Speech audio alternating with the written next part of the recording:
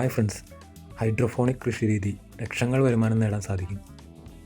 ഇന്ന് നമ്മൾ painting video ഒന്നും അല്ലാട്ടോ ചെയ്യുന്നത്, ഒരു കൃഷിയാണ്.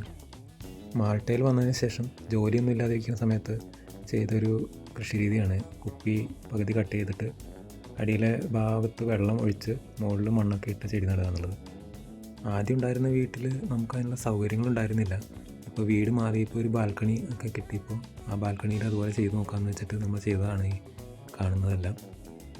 ഇത് വിപുലമായ രീതിയിൽ ചെയ്യുകയാണെങ്കിൽ നല്ല വരുമാനം ഉണ്ടാക്കാൻ പറ്റുന്ന ഒരു വരുമാന മാർഗ്ഗമാണ് ഹൈഡ്രോഫോണിക് കൃഷി രീതി എന്ന് പറഞ്ഞാൽ. അത് കുപ്പിയിൽ വെള്ളം നിറച്ചിട്ടല്ല, പൈപ്പ് വഴി വെള്ളം സപ്ലൈ ചെയ്ത് അങ്ങനെ ചെയ്യുന്ന ഒരു കൃഷി രീതിയാണ്.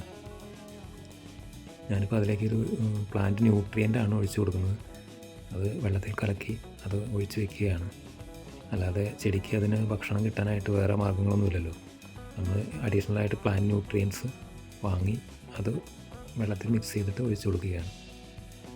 നമ്മളിപ്പോൾ നട്ടിരിക്കുന്നതിൽ കുറച്ച് പൂച്ചെടികളും ഉണ്ട്, മുളകിൻ്റെ തൈയുണ്ട്, അതുപോലെ തക്കാളി ഉണ്ട്. ഇതൊക്കെയാണ് ഇപ്പോൾ നട്ടിട്ടുള്ളത്. നമ്മൾ നാട്ടിൽ നിന്ന് കൊണ്ടുവന്ന ചീര ഇവിടെ മുളപ്പിച്ച് ഈ രീതിയിൽ മുളപ്പിച്ച് നമ്മൾ കറിയൊക്കെ വെച്ചിരുന്നു. അതിൻ്റെ വീഡിയോ യൂട്യൂബിലുണ്ട്. ആ ചീര പക്ഷേ ഇപ്പോൾ തണുപ്പായതുകൊണ്ട് ആ ചീര ഇപ്പോൾ അങ്ങോട്ട് വളരുന്നില്ല. അതുകൊണ്ട് ആ ചീര അത് പിന്നെ നട്ടിട്ടില്ല, ഒരു പ്രാവശ്യം മാത്രമേ നട്ടിട്ടുള്ളൂ. അത് ഇതെല്ലാവർക്കും വീട്ടിൽ ചെയ്തു നോക്കാവുന്ന ഒരു കൃഷി രീതിയാണ്.